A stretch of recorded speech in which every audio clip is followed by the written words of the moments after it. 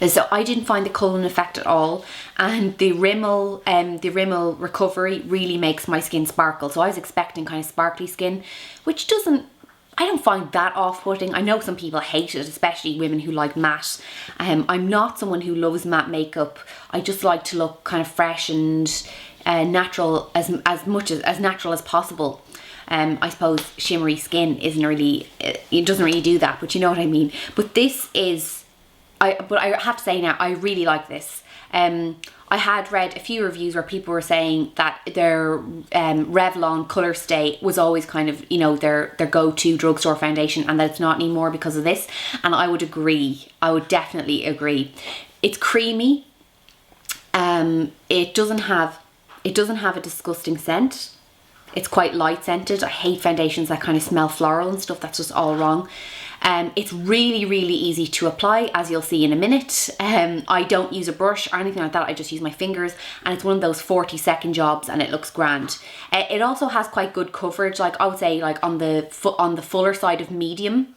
And it is kind of quite buildable as well, so you need to add another layer to certain areas. The thing I like most about this foundation is that it looks like skin afterwards. Now, I have no idea what it looks like in camera because this is the first time I've applied it to the camera, so we'll see. You can be the judge of that. I thought I would apply it as I do with all my foundation videos, so you can judge for yourself what my skin looks like before foundation and what it looks like after I've applied it, so you can actually see the coverage, see what difference it makes to my skin. Quality of this video is so much better than my last few, which is making me scared of being on the camera without any foundation on, but you'll be gentle, I'm assuming. So this is a definite winner for me. It does give a nice glow to your skin. It didn't make me look shiny. I don't feel like a disco ball.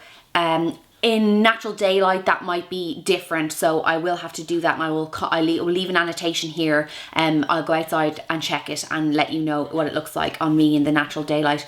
But I have normal to combination skin, and this works fine for me. It lasts quite well as well, as long as my colour stay does. I think aside from how easy it is to work with, another thing that I really love about this foundation is that it wears really well on my skin. Now, the thing is, you might find that it doesn't, or you know, that everyone's skin is different. So I can't tell you to go and buy this and then it doesn't wear well on your skin if your skin's too oily, or if it's too, you know, or something like that. That's not my place. I'm just telling you how it works on my skin. So it lasts me nearly all day. All I do is I just kind of touch up my concealer, and I don't wear powder with this because I think it defeats the purpose of having a kind of a glowy, healthy foundation. If I'm going to kind of powder quite heavily.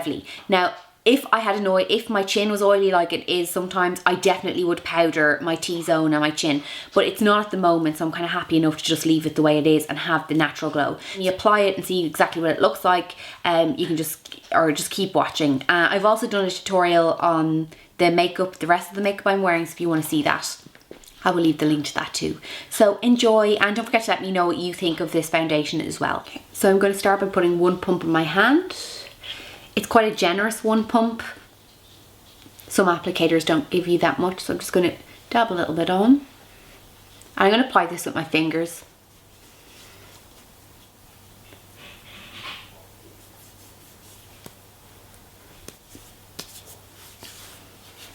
And that's all there is to the application. It's quick and easy.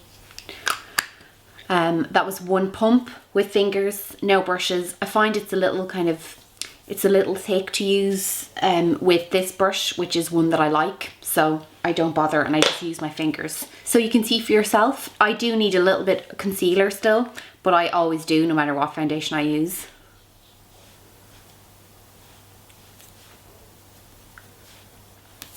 And there we go, so you can judge for yourself.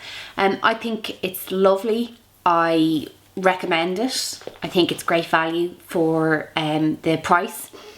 The colour, I'm not sure about the colour range. It has got SPF 20, which is great. There's a decent amount of product in the bottle, 30 ml, kind of standard. As I said, I don't think it's the same as NARS Sheer Glow at all. I don't think there's any foundation I've tried that I think this is the same as. It stands out by itself.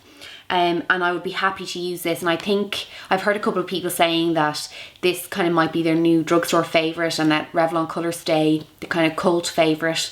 foundation has kind of gone out the window, and I agree with that. This is much easier to work with than Revlon Colour Stay. So I think it'll kind of, I shall keep it in my collection. It is really easy to work with, and I find that it lasts me. It lasts me the same amount of time that any other foundation does. I didn't powder it when I wore it. Alvin!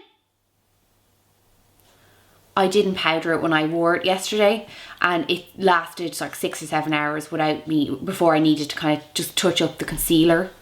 And that was it. So I'm really happy with it. I'd love to know what you think, and so let me know. Thanks for watching.